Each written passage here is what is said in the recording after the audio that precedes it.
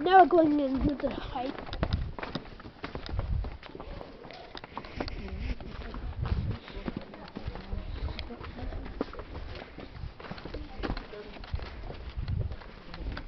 This used to be an ocean. Yeah, a long time ago, 65 plus million years ago. That's why we get sandstone and fossils of marine life, like shells and so on inside of it. Pretty cool, huh? But it must have been a pretty deep ocean. It was actually covering the interior of the continent, so that was pretty cool. Yeah, it was amazing. Alright guys, check this out. This building here, if you pay a note to it, it's got a lot of unique architectural features. Number one, there's this sort of D-shaped tower. It's one of the only places that reaches the alcove rooftop. The masonry is kind of refined and well executed. Situated on this boulder, as some would say, it's in a rather commanding position within the community. So remember this, all of our names today are Western names. They're not any of the indigenous ones. So Mesa Verde, Spanish, Clip Palace, named by the Weatheralls, and that building, because it looked important, right? Unique features, well done. Western people gave it a name, and that name is, are you ready? The Speaker Chief Complex. And you got to say it like that every time you say it too. So it's perhaps indicating to us that the political and social organization of the Pueblo people was not as if we said in the past, where it was just a communal society, no hierarchy, no government, no elites, but potentially there was more of a complex organization than that. And places like this and Sun Temple across the canyon and Great House architecture in Chaco Canyon in New Mexico, they indicate to us that we might have missed a lot. We might have sold the Pueblo people short in terms of how we've interpreted their culture in the past, okay? Alright, so take a look at that, and then you'll notice the boulder has cracks running through it, correct? Those are ever of concern, as these buildings just don't stay still. They can oh, and sir, you can't lean on the wall, please, okay? Where you have problems with the structure shifting, like gravity wants to take them back into the canyon, and that building is shifting because the boulder is unstable. And this wall looks pretty good, doesn't it? Yeah. All right. Well, that's actually a Park Service wall, and it's serving the purpose of hiding two major steel I-beams that are propping up that boulder to keep it from shifting further. And of course, if we left that exposed, it would ruin the sort of romantic quality and the photographic quality of the site. So we built a wall in front to hide those steel I-beams. Kind of cool, huh? Yeah. All right, any questions here, guys? Well, like a castle piece, it looks like. Like a castle keep. Yeah. And I'll remember you said that when I talk about towers, okay? Yeah. All right, good. And the wood. Hey, Jeffrey. The wood is in it. Yeah, it sure is. When you look at other pieces of wood, like here, you can see right there, there's a core that was drilled out of it. That was dated using a science called dendrochronology. It's how we know the dates of construction based upon the wood growth, okay? And if you look back this way, you'll see a patch of frozen agate. All right? Don't touch it, please. And then on the back of the alcove as well, you'll see some outlines of where the walls once existed. And those rooms have collapsed, only leaving the outline of structure. Pull it out. And you can kind of see that from here. Pretty cool stuff, all right? Let's go.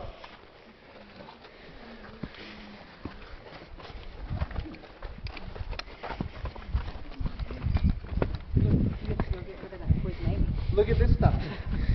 People always ask where their trash went, and it's right here.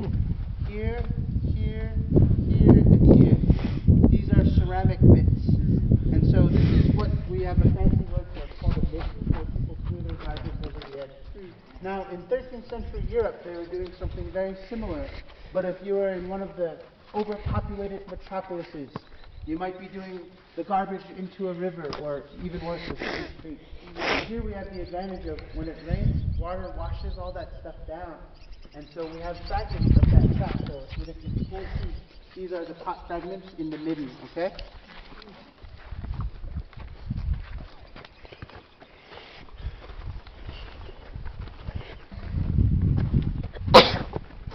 Bless you.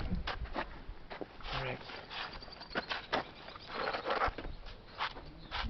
Here's a good place to note. If you look up, you'll see the secondary legend rooms from this vantage point. Now, with the lack of evidence of habitation, as the rooms are small, they're dark, and they're very hard to get to, archaeologists interpret these spaces as possible granaries or storage areas. Now, it's important to note as well that people like the Weatheralls and Gustav Nordenskjöld They got up into this area before real archaeologists did. So what was once there has been long removed, carried away, and pot hunted. And so in that respect, we have a fractured archaeological record, making our job of interpreting what this space was very difficult. But what I think is really cool is that here we have original pigments on the wall, plastered surfaces, and it's on the alcove rooftop. That's original. That's from the 15th century. That's not been bothered by anybody. And so that's how well preserved that place is. But look up as well. There's this section where you have stones that are stacked without mortar. And so that wall is called a dry stack wall. And it's kind of peculiar because we see it in other sites from this time, but we don't have any real explanation of why they did this. And so it could have been a year where there was no water to spare. It could have been stylistic or maybe functional, practical. As you note right here, it's very precarious how that alcove is about to collapse. And we've studied this. We're not allowed to stand under it anymore as we used to because we're worried this could come crashing down anytime soon. So potentially, maybe they used this material instead of mortar so that it would reduce the weight load on the actual alcove itself. But we don't know, and it's in other sites from the time period, so it's kind of cool. Alright guys, let's continue on. Oh, and then look back at this, you guys might have to look here, okay, and here, and then us, we can see this, and that plaster as well. Hi. So as beautiful as the stonework is, probably nobody would have seen it because all of these surfaces, both the exteriors and the interiors, were plastered over. And you wouldn't have seen any of the masonry. It would have been covered finished surfaces. What's that? Yeah, you can see, come up here. You can see there's lots of earthen pigments, right? Look back right here, see that's red, right? Isn't that cool? That's original. Look at that. And then they had white too. And then some of those surfaces, some of them were painted with geometric designs and pictograms. Yeah, way different then. Or back then. Alright guys, let's go forward. Come on.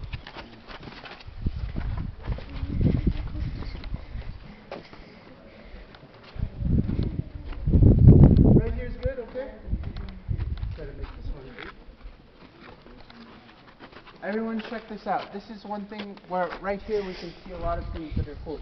So the person who asked about the wood, who is that? Is that the wood? Or look right here. Do you see these original wood beams? They have those little white circles. Those have been dated by dendrochronology. Original, okay? Interesting thing to note, Cliff Palace doesn't have a high concentration of original wood beams, and we believe, versus other sites, we believe it was because people like the Wetherells were actually camping out in these alcoves while they were digging.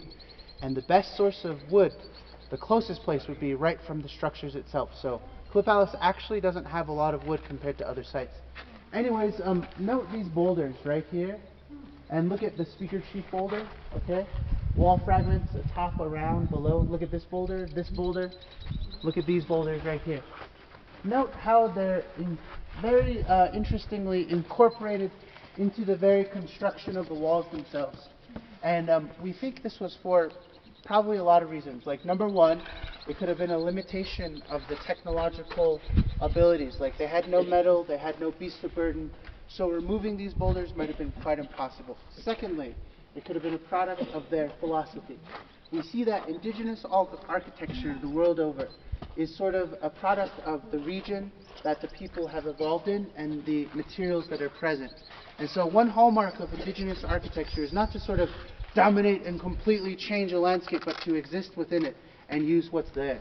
And here we see a testament to that idea of architecture, is that a lot of these boulders are simply incorporated into the building, like they work with them and around them, which is pretty remarkable and amazing. But it is pretty cool. On that note, remember how that side is like shifting? We talked about that boulder and the I-beams. That side of the village is actually in worse shape. This side we have big boulders that are sort of anchoring the architecture, and that side was built on more of like rubble or loose fill. So that side of the community is actually shifting a little bit further, little by little, every year, and that's causing problems with visitation. By just being here, we are hastening the demise of these communities. Bet you didn't know that. All right, let's continue, everyone. So guys, this is gonna be on my tablet. We're not posting it because if you don't know a name, so We're just gonna upload it onto my tablet so I can like watch it. So yeah, going no into the sun.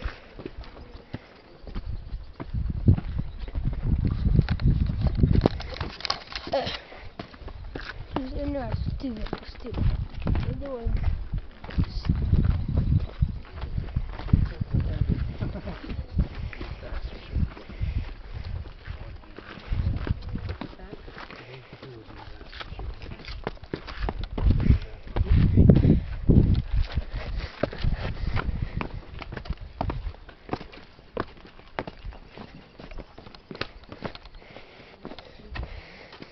Wow. Was that a pool before? What's that? Was that a pool before? A pool? Yeah. I'm afraid, sir, there was probably never enough water to fill it up.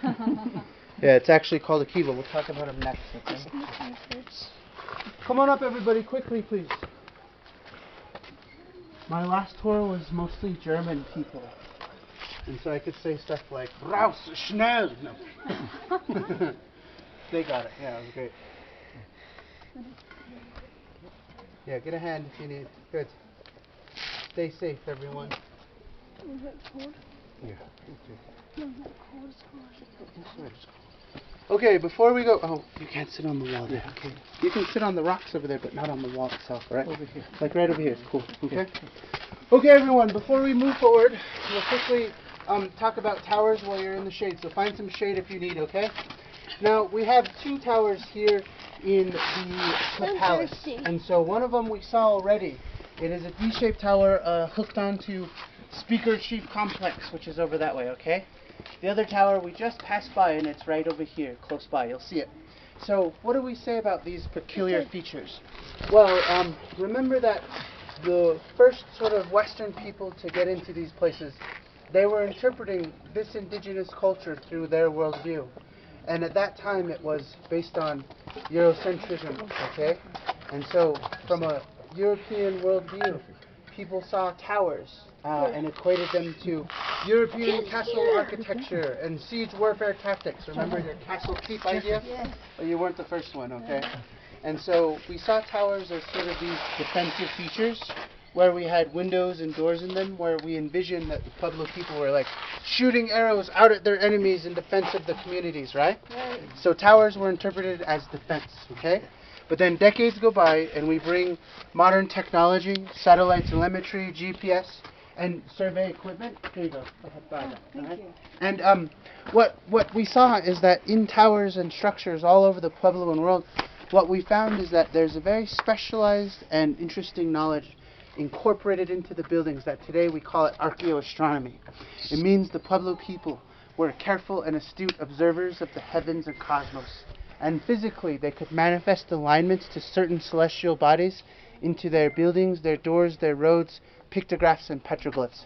So all over, we found things like alignments to the winter and summer solstice of the sun, equinox cycles of the moon, and even here in Colorado, over at the Chimney Rock site near Pagosa Springs, that site chronicles the lunar standstill, an event that only happens every 18.6 years. So, it begs the question, what was the purpose of such a knowledge? Who wielded it? And what did it mean to their society? And if you want to see towers like these in their highest concentration in one place, you can go to Hovenweep National Monument, not too far from where we are. There, those towers, a lot of them, have been documented to contain archaeoastronomical alignments. So in the old days, people were like, all right, we found out about archaeoastronomy. The Indians, they were farmers. They had to know when it was time to plant their corn. That's why they were watching the sun and the moon. And it's like, oh, I don't know about the moon. The sun, maybe. I'll give you that. Meanwhile, what kind of crop cycle do you think is relating to an 18.6 year standstill of the moon? So it's like none that we're aware of. And so archaeoastronomy, as we understand it today, it sort of hints to a more complex knowledge of the Pueblo world. But once again, knowledge is power. Whoever wielded this knowledge potentially could have used it for a variety of reasons. So that's something that archaeology debates about today, okay? And towers. It shows us that a concept of a tower, like what we believe of one structure, we could be way off on what it really was. A castle keep, an observatory, or some kind of symbolic architecture. As we know, towers are usually found by kivas. Towers rising towards the heavens, dealing with archaeoastronomy and celestial bodies. Kivas, subterranean, going into the earth. So in some ways, there's a dualistic symbolism already. All right. All right. So we're gonna go talk about kivas next. Now, here's my warning to you: if you feel like you need to hang out in the shade, you're welcome to. If you want to go stand around a kiva for about 5 minutes, that's where we're going next. Okay? So let's do it. Come on. You can borrow that if you want. Okay.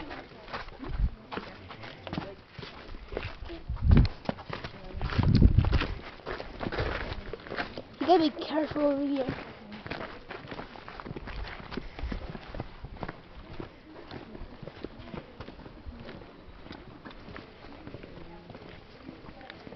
Cool. Right around that way, guys. Very good. Very good. If you got water, it's a good place to drink lots of it. Keep going, please. Keep going. Can you go there? Okay.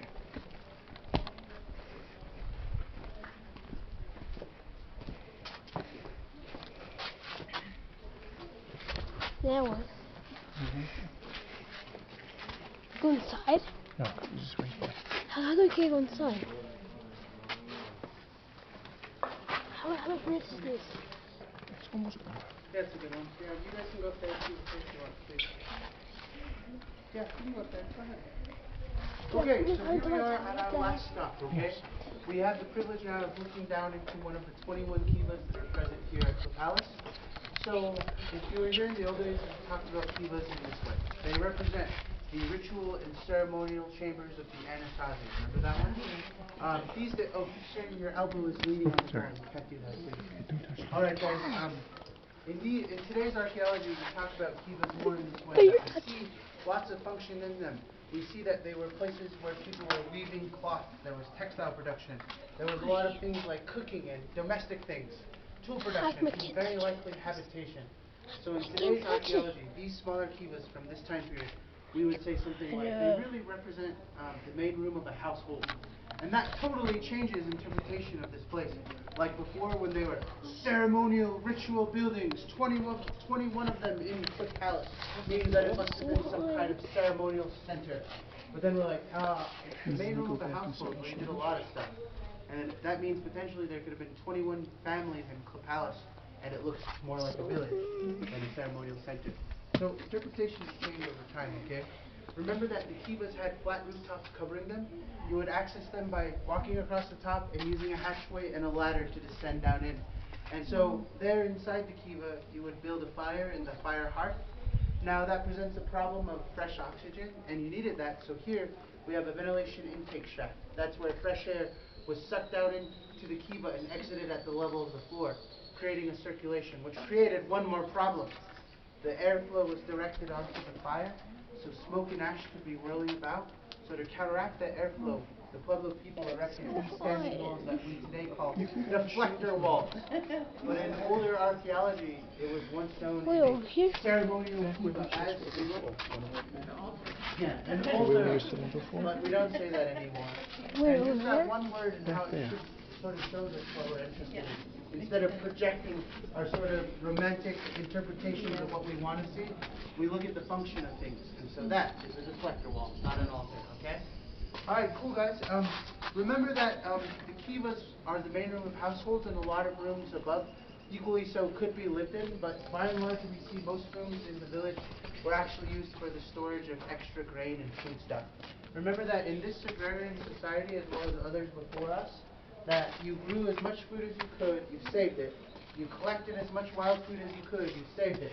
You hunted as much wild game as you could, and you saved it. That was your insurance policy in the future against famine and hunger. And so the vast majority of these rooms actually were storage areas, which is kind of cool. Anyways, guys, speaking of leaving Mesa Verde, we think that the Pueblo people depopulated the region in the 13th century because of a lot of things. We used to say it was a drought. But the drought really didn't start until about the year 1276.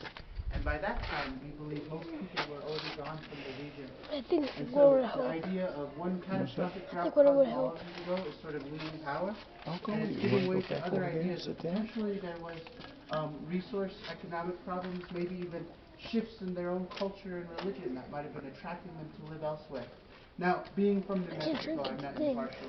If somebody was like, hey, there's a big river called the Rio Grande, and you can farm there, it's easy, and living Didn't is good, drink I'd be like, anything. alright, let's go. But I got a equally so, people stain. are going to Arizona, where the Hopis live now, and if you've been there, it's like freaking way drier and hotter than it is here. So really, what was it that was attracting them to these new locations? That is yet again unknown. But I encourage you to come back in 20 years or so, and maybe do research, maybe oral histories from the Pueblo people might get published, and we may have more things to understand about this culture. But for now, a lot of that is mystery, okay? Thank you guys for joining us. I hope you had a good time. If you want to get going, the exit trail is that way. If you want to hang out quickly for last photos, you're welcome to as well, or questions. But on behalf of the Park Service, thank you so much for coming today. All right, have a good day, guys. Thank you. All right, cool. Well, if you gotta go, get out of here. Let's go. Let's go take a picture here. We'll go. Yeah, Take a picture. You two in front yeah, of you. that's how you access these multi-story buildings. Yeah. And libraries don't have to be complicated like with rooms. Alright, and stuff.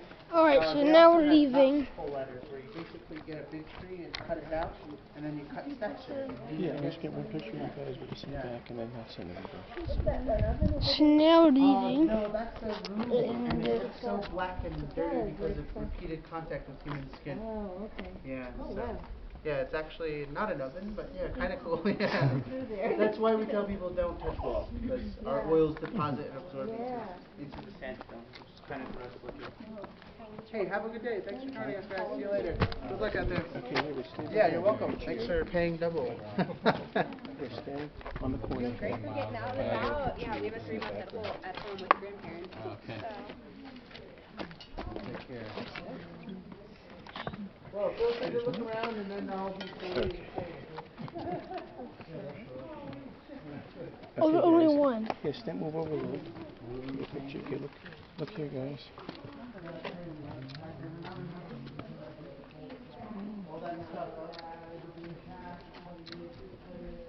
You gotta do a video. Say something.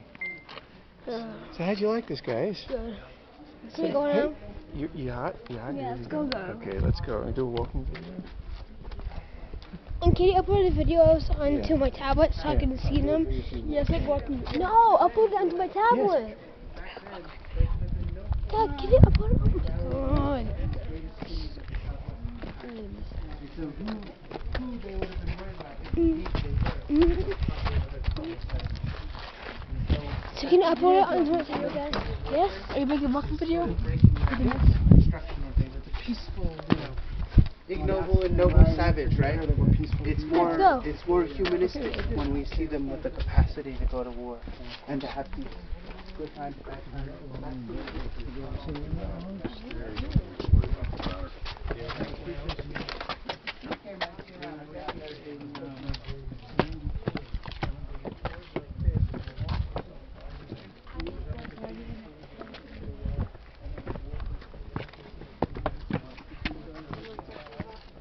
It's taking Dad so long. Well, I just had to do a bit of a conversation about the Mayans and the Aztecs and the civilizations down here.